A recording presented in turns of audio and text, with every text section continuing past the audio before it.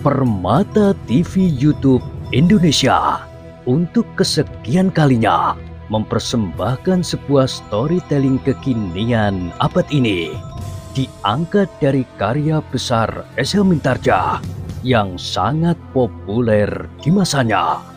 Berlatar belakang kisah tanah Jawa masa lampau pada saat runtuhnya kerajaan Majapahit dan berdirinya kerajaan Demak. Bertabur hikmah kehidupan tiada taranya dengan judul Istana yang Suram. Pada kesempatan yang sangat baik ini, kita masuk pada seri yang ke-14. Selamat menikmati.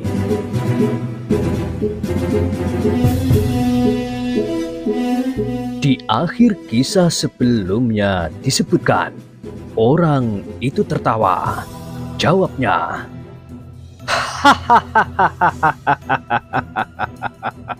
maksudmu seperti Kasdu anak Karangmojo itu? Aku bukan anak Karangmojo. Aku memiliki penawar racun yang bagaimanapun juga tajamnya. Kau tidak percaya? Jadi kau yang mengobati anak Karangmojo itu? Dengan serta-merta Raden Kudarupoko berteriak, bukan aku. Jawab orang itu sambil tertawa. Gila, geram Kumboro. Jadi anak Karangmojo itu sudah diobati? Ya, tetapi bukan aku. Meskipun aku mempunyai cula kumbang kuning bermata berlian. Gila! Hampir bersamaan orang-orang yang ada di halaman itu menggeram. Kau datang dari kaki Gunung Semeru. Orang yang berdiri di atas dinding itu tertawa lagi. Katanya, apakah hanya di kaki Gunung Semeru saja yang terdapat kumbang kuning bermata berlian? Ya, sahut Kumboro. Kami tahu bahwa yang kau maksud bukan sebenarnya kumbang, tetapi kuning bermata berlian adalah lambang perguruan kumbang kuning pimpinan Ajar Sukanti.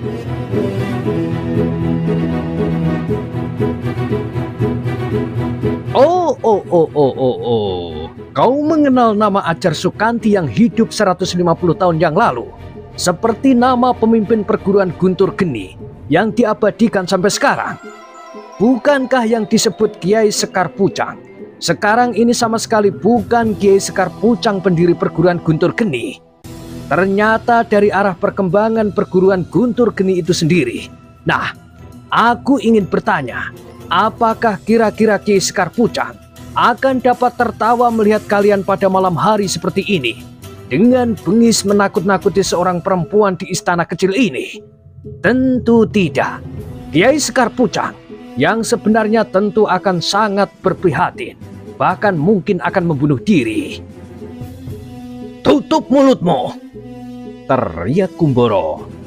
Kau sama sekali tidak mengenal kami. Kau tidak mengenal tugas kemanusiaan yang sedang kami lakukan sekarang ini. Orang di atas dinding itu tertawa semakin keras. Katanya,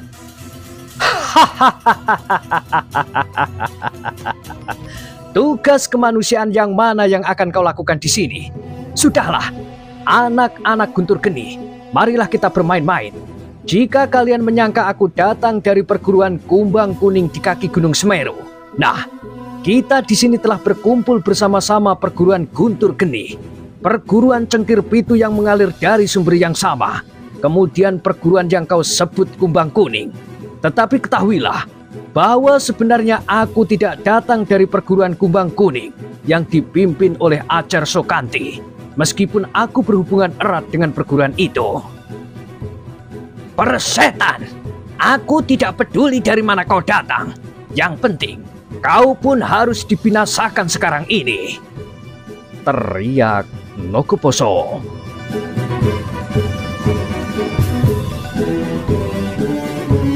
Baiklah, berkata orang yang berada di atas dinding batu itu. Aku pun sudah jemu berbicara. Ia berhenti sejenak, lalu katanya, Panji Surawiloko, jangan tersinggung jika aku akan berada di sebelahmu.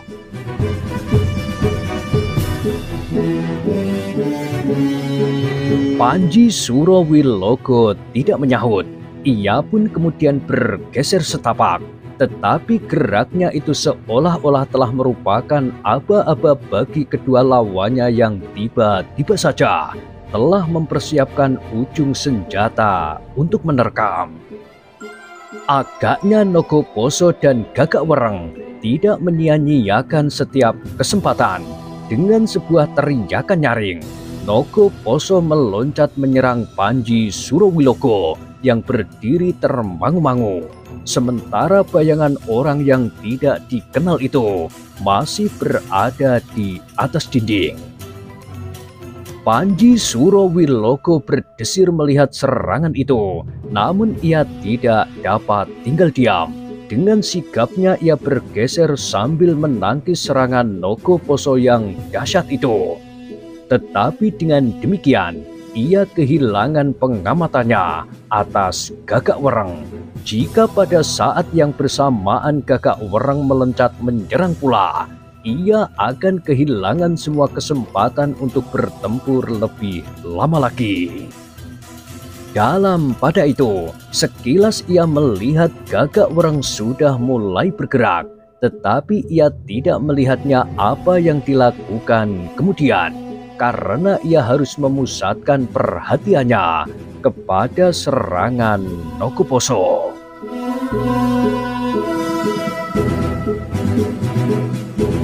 Barulah kemudian Panji Surawiloko menyadari bahwa serangan Gagak Wereng yang seharusnya telah mengakhiri perlawanannya itu pun telah dipotong oleh orang yang berdiri di atas dinding batu itu. Sambil meloncat ia menangkis serangan senjata yang berujung rangkap di tangan Gagak Wereng, sehingga Gagak Wereng tidak berhasil menyentuh tubuh Panji Surawiloko, dan bahkan kemudian ia meloncat surut. Gila! Geram Gagak Wereng. Jadi kau benar-benar ikut mencampuri persoalan ini? Orang itu tidak menjawab, tetapi dialah yang kemudian menyerang dengan sengitnya. Gagak Wereng terpaksa meloncat surut, baru kemudian ia dapat menempatkan dirinya dalam perlawanan yang mapan. Sementara itu, Nogoposo masih bertempur dengan serunya melawan Panji Surawiloko. Namun karena kemudian ia harus bertempur sendiri, maka keseimbangannya pun segera berubah. Panji Surawiloko mendapat kesempatan untuk menarik nafas. Ia tidak lagi merasa terus-menerus didesak ke sudut halaman, sehingga di saat terakhir ia harus melekat dinding batu dan hampir saja kehilangan kesempatan untuk tetap hidup.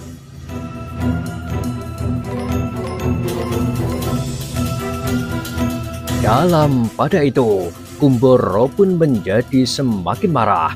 Dengan demikian berarti tugasnya akan menjadi semakin panjang. Nogoposo dan Gagak Wereng tidak lagi dapat bertempur bersama-sama untuk dalam waktu yang lebih singkat membunuh Panji Surawiloko. Karena itu, maka ia pun kemudian memusatkan perkelahian itu pada diri sendiri. Ia harus dapat membunuh lawannya dengan cepat, sehingga ia akan dapat membantu salah seorang kawannya membunuh lawannya. Sambil berteriak nyaring, Kumboro pun segera mengulangi perkelahiannya melawan Raden Kudarupoko. Namun Raden Kudarupoko telah menjadi semakin tenang, meskipun kehadiran orang yang tidak dikenal itu dapat menimbulkan persoalan-persoalan baru. Tetapi persoalan itu akan dapat diselesaikannya kemudian. Jika perlu, setelah ketiga iblis itu mati, maka orang itu pun harus disingkirkan pula. desis Raden Kudarupoko. Jika tidak, maka ia akan menjadi pengganggu istana ini. Untuk selanjutnya, mungkin ia akan memeras atau seolah-olah ia adalah pahlawan yang menuntut imbalan. Tiba-tiba saja Raden Kudarupoko telah mengenang meskipun hanya sekilas. Inten Prawesti. Apakah orang itu mempunyai maksud-maksud tertentu terhadap Diajeng Inten Prawesti? Tetapi ia tidak sempat bertanya-tanya lebih jauh. Ia harus memusatkan diri pada perkelahian yang menjadi semakin seru itu. Pada itu, setelah bertempur beberapa saat, Gagak Wereng pun merasa bahwa lawannya ternyata memiliki kemampuan yang lebih tinggi daripadanya. Dalam waktu yang pendek ia pun segera terdesak. Senjatanya yang garang itu tidak banyak dapat menyerang apalagi menembus pertahanan senjata lawannya. Senjata yang tidak lebih dari sepotong rantai yang tidak begitu panjang. Gila! Desis Gagak Wereng di dalam hati. Rantai yang berputar itu seolah-olah menjadi perisai baja yang tidak dapat disusupi oleh ujung duri yang paling runcing sekalipun. Baik Kumboro maupun Nogo Poso melihat bahwa Gagak Wereng segera terdesak surut. Bahkan sekali-kali ternyata senjata lawannya telah hampir berhasil menyentuh tubuhnya. "Aku tidak biasa membunuh orang," berkata orang yang telah ikut dalam pertempuran itu. "Tetapi dalam keadaan seperti ini, aku kira membunuh bukannya suatu kesalahan." "Persetan!" geram Gagak Wereng yang mencoba mengerahkan segenap kemampuan yang ada pada dirinya. "Kisanak," berkata orang itu, "apa boleh buat? Jika aku tidak membunuhmu, maka akibatnya tentu akan berkepanjangan. Jika kemudian ada kawanmu yang dapat lolos dalam keadaan hidup, biarlah ia mengatakan bahwa salah seorang kawannya telah mati terbunuh di Karangmojo oleh orang yang memiliki ciri perguruan Kumbang Kuning. Tetapi aku bukan murid perguruan Sokanti itu." Gagak Wereng tidak menjawab. Serangannya bertambah dahsyat. Tetapi perlawanan orang yang tidak dikenal itu pun menjadi semakin sengit. Bahkan rasa-rasanya bagaikan banjir yang sudah mulai menggoyahkan tanggul. Dan kemudian ternyata kemampuan orang itu tidak terlawan lagi oleh Gagak Wereng. Ujung rantainya rasa-rasanya semakin lama semakin dekat dengan tubuhnya. Bahkan pada suatu saat terasa ujung rantai itu bagaikan lalat yang mulai hinggap di tubuhnya.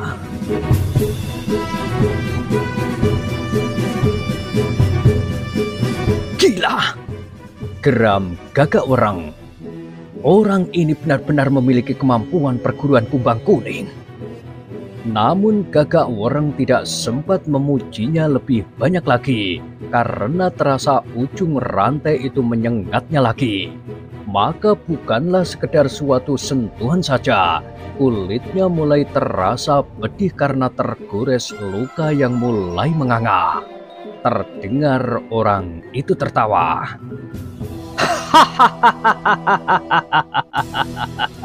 "Kau tidak akan mampu berbuat banyak. Sebaiknya kau menghentikan perlawananmu.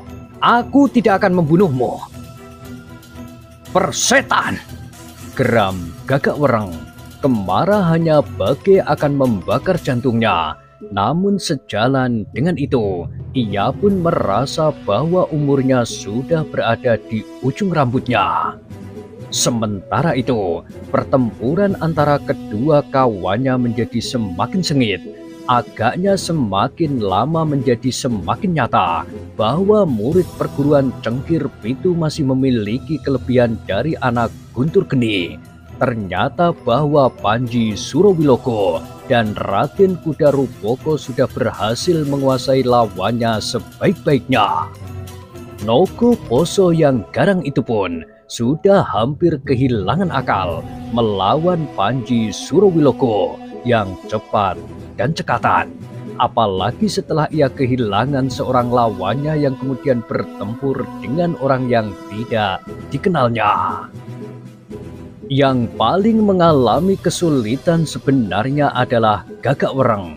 Ia sadar lawannya mempunyai banyak kelebihan daripadanya, tetapi ia sendiri merasa heran bahwa ia tidak segera kehilangan nyawanya.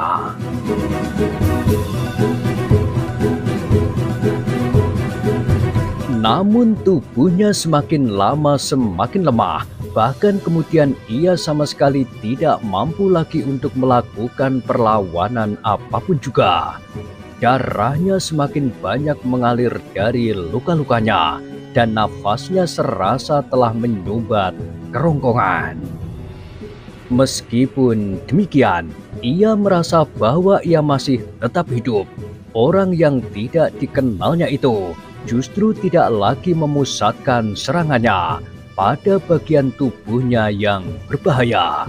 Bahkan ketika ia sudah tidak mampu berbuat sesuatu, maka lawannya berhenti pula sambil menggeram. "Apakah kau menyerah? Gila! Aku tidak akan menyerah kepada siapapun juga," sahut Gagak Wereng. Yang terdengar adalah suara tertawa orang yang tidak dikenal itu mendekati lawannya sambil berkata,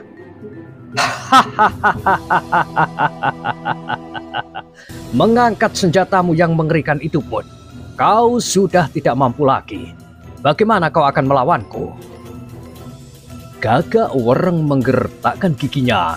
Ia masih menghentakkan kekuatannya untuk mengangkat senjatanya. Namun ketika ia mengayunkannya dan tidak mengenai sasarannya, justru ia terdorong selangkah maju dan jatuh tertelungkup. "Beristirahatlah. Aku merasa bahwa tugasku sudah selesai. Kau akan tetap hidup dan akan ditangkap oleh kedua bangsawan itu. Mungkin kau akan dibawa ke Demak atau ke tempat lain, atau keputusan apapun yang akan mereka ambil."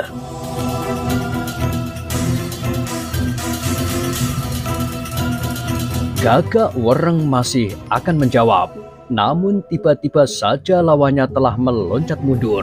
Beberapa saat ia mengamati pertempuran itu.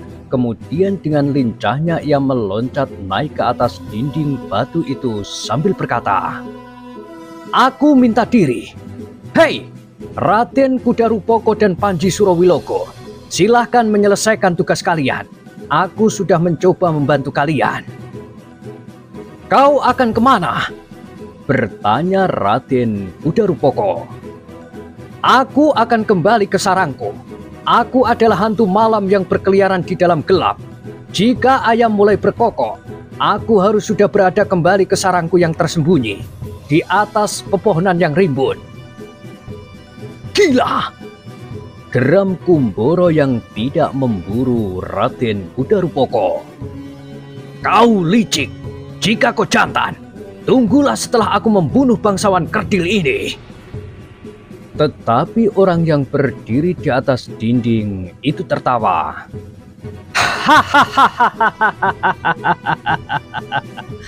"Jangan berharap kau dapat memenangkan pertempuran itu. Semuanya sudah nampak padaku bahwa kau hanya akan dapat menyebut nama orang tuamu sebelum ajalmu sampai. Kecuali jika Raden itu berhati putih dan memberi kesempatan hidup kepadamu, meskipun kau harus diserahkan kepada para prajurit." "Tidak ada bedanya," geram Raden Kudarupoko. "Di tangan prajurit ia akan dibunuh." "Itu bukan persoalanku. Sekarang aku akan pergi. Hantu-hantu sudah memiliki jalan pintu gerbang. Aku lebih senang meloncati pagar dan selamat menyambung nyawa."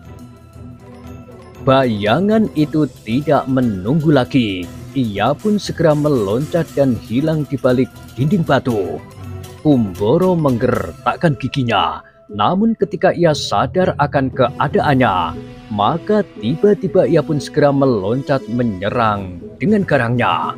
Tetapi Raden Kudarupoko telah siap menghadapinya. ia pun segera bergeser dan bahkan serangannya pun kemudian menyapu lawannya seperti angin prahara menyapu pepohonan perdu di padang yang luas. Nogoposo pun mengalami tekanan yang dahsyat sekali. Panji Surowilogo ternyata memiliki tenaga raksasa yang tidak terlawan olehnya. Sehingga dengan demikian, Nogoposo mencoba melawan dengan kecepatannya bergerak. Tetapi rasa-rasanya, dari manapun ia menyerang, Panji Surowilogo yang tidak banyak bergerak itu sudah siap menghadapinya.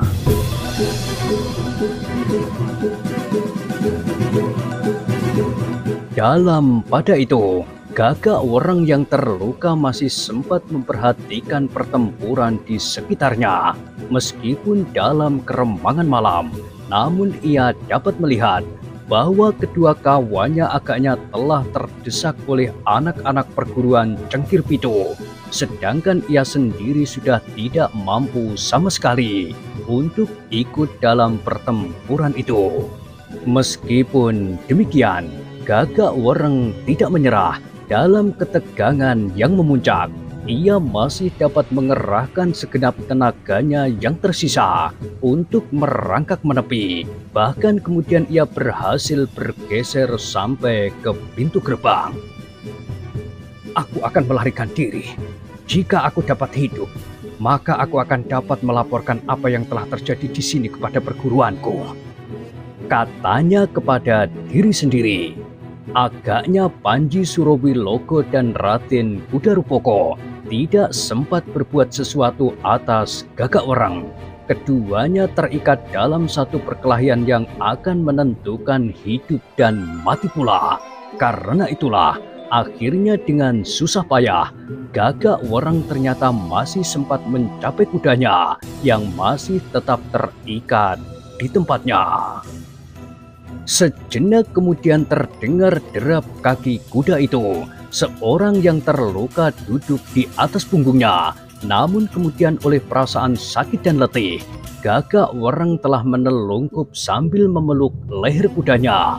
Hanya sekali-kali ia mencoba melihat arah dan kemudian ia meletakkan tubuhnya kembali dengan lemahnya. Derap kaki kuda itu ternyata telah mengejutkan mereka yang sedang bertempur di halaman. Terlebih-lebih adalah Raden Kudarupoko.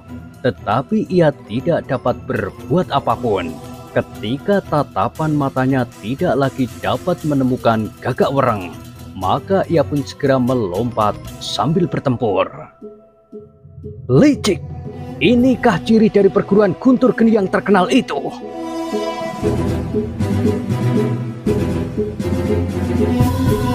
Kumboro tidak segera menjawab.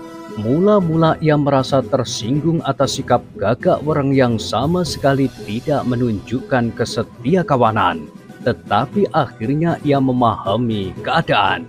Gagak Wreng tentu sudah terluka parah dan tidak dapat berbuat apapun juga. Karena itu, usahanya untuk menyelamatkan diri adalah usaha yang akan dapat berguna. Meskipun tidak berguna bagi Kumboro sendiri dan Nogoposo, tetapi tentu akan berguna sekali bagi perguruannya. Saudara-saudara perguruannya akan mengetahui bahwa Kumboro dan Nogoposo telah terlibat dalam satu pertempuran yang tidak teratasi di istana kecil yang terpencil di luar padukuhan Karangmojo. Dengan demikian akhirnya perasaan Kumboro menjadi semakin mapan. Ia melihat akibat yang dapat terjadi atasnya dengan dada tengadah. Sejak ia berangkat, ia pun sudah mempersiapkan dirinya menghadapi segala kesulitan. Dan salah satu kemungkinan adalah kesulitan yang tidak teratasi. Meskipun semula ia menganggap bahwa tugas pokoknya kali ini adalah tugas yang tidak berbahaya. Karena ia tahu bahwa di istana kecil ini tidak berpenghuni selain 3 orang perempuan. Namun akibat-akibat yang dapat timbul telah dipertimbangkan pula. Di antaranya adalah akibat seperti yang sedang dihadapinya itu.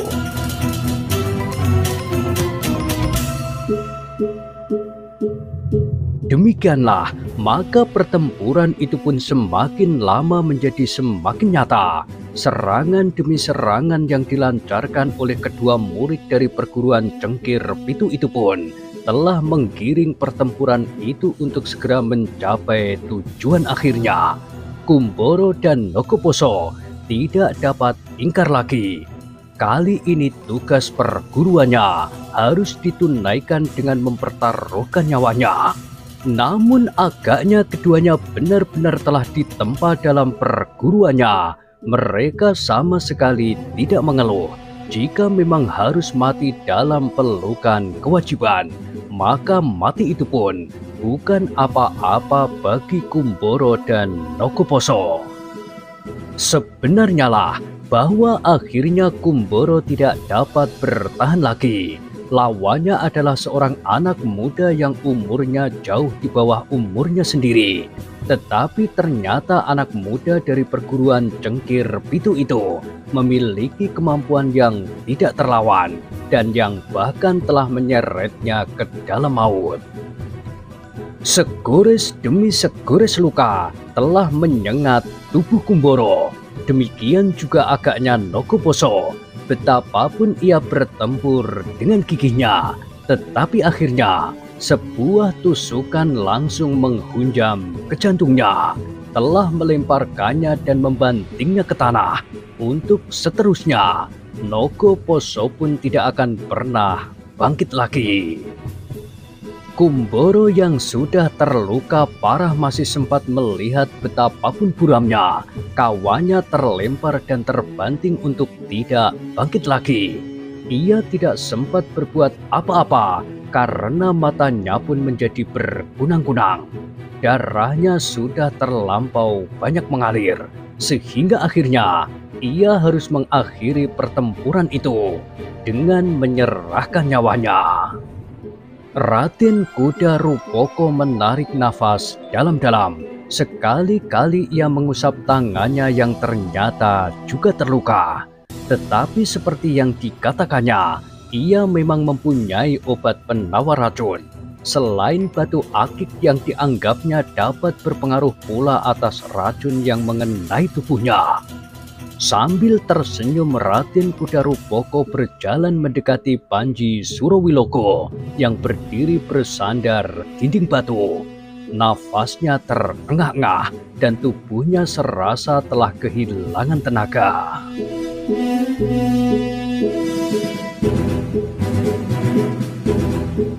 "Kau kenapa, Paman?" bertanya Raden Kuda Rupoko. "Aku hampir kehabisan nafas, Raden.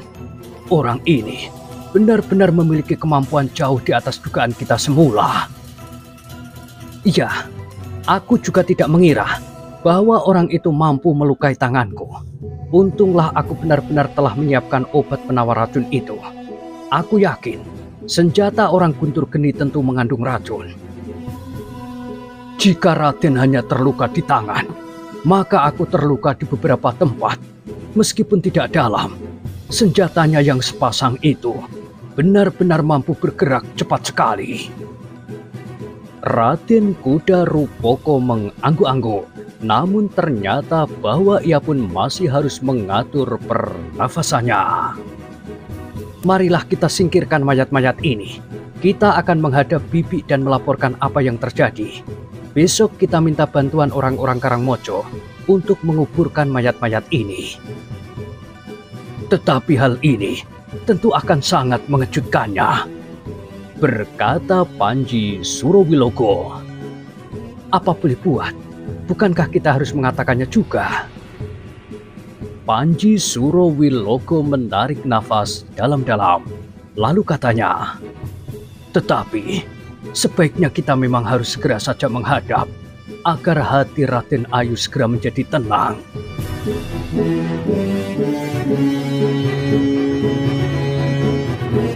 Keduanya kemudian membenahi pakaiannya, Mereka mengelap darah yang menetes dari luka mereka. Setelah mereka menyingkirkan kedua mayat itu, maka mereka pun segera naik ke pendopo dan dengan perlahan-lahan mendorong pintu. Oh! Inten Prawesti hampir menjerit. Ia menjadi sangat cemas bahwa yang akan masuk ke rumahnya adalah orang-orang yang mendatangi istananya itu. Tetapi ternyata kemudian terdengar suara Raden Kudarupoko. "Aku, Bibi." Anak Mas Kudarupoko. Bibinya hampir terpekik. "Iya, Bibi." Raden Ayu Kudanarpodo tiba-tiba saja meloncat berdiri diikuti oleh Inten Prawesti. Demikian Raden Kudarupoko muncul dari balik pintu. Maka bibinya pun segera berlari ke arahnya. Tetapi langkahnya terhenti ketika ia melihat darah yang menodai pakaian Raden Kudarupoko itu. "Darah, Bibi," desis Raden Kudarupoko yang seolah-olah mengerti apa yang tersirat di hati bibinya. "Kau terluka?" "Sedikit, tetapi tidak berbahaya." "Di mana pamanmu Panji Surawilogo?" Raden Kudarupoko berpaling. Kemudian masuklah Panji Surawilogo yang terengah-engah. "Oh, kau juga terluka?" "Sedikit, Raden Ayu, tidak parah." "Tetapi bagaimanakah jika luka ini akan menjadi semakin besar kelak?"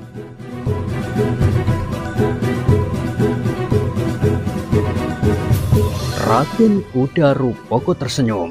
Katanya, "Aku sudah membawa bekal obat yang dapat dipercaya. Sudahlah, Bibi, aku akan membersihkan diriku dan mengobati lukaku dan luka paman Panji Surawilogo."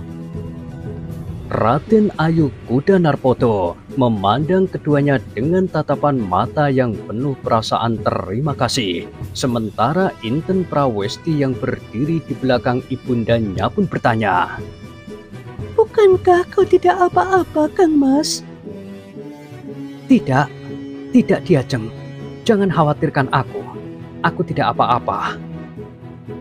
"Tetapi, apakah Kang Mas memerlukan apa-apa untuk membersihkan luka itu? Air panas misalnya?" Raden Kudarupoko termenung sejenak. Sementara itu, Nyi Upih telah berdiri dan berkata pula, "Biarlah aku merebus air.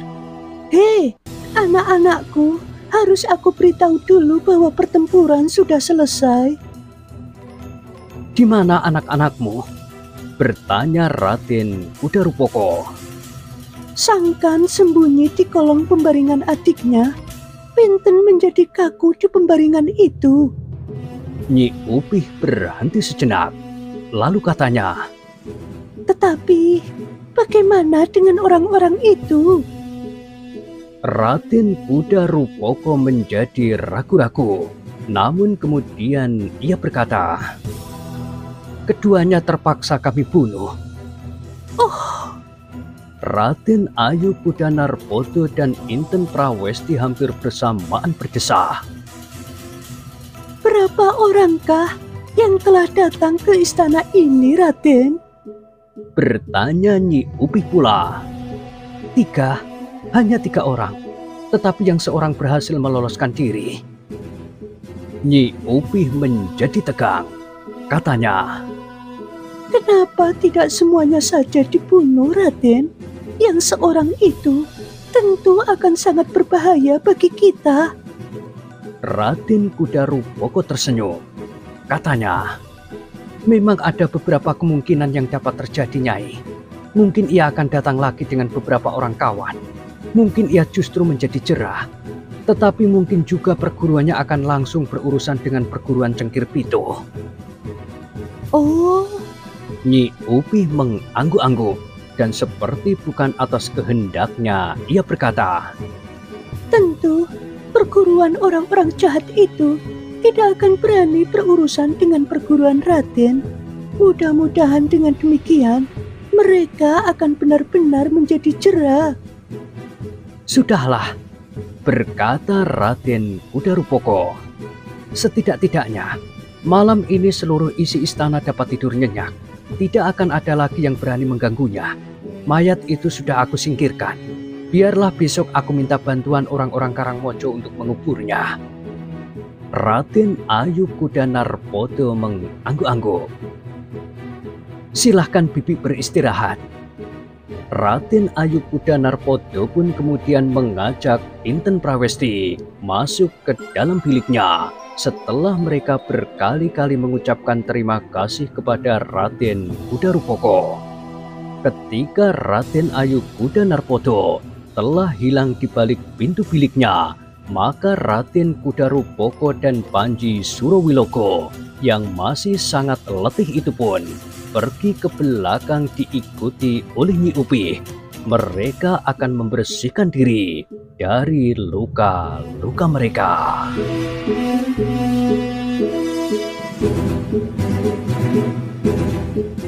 Nah, bagaimanakah kisah selanjutnya? Silahkan ikuti terus kisah Istana yang Suram pada kesempatan berikutnya. Sampai jumpa.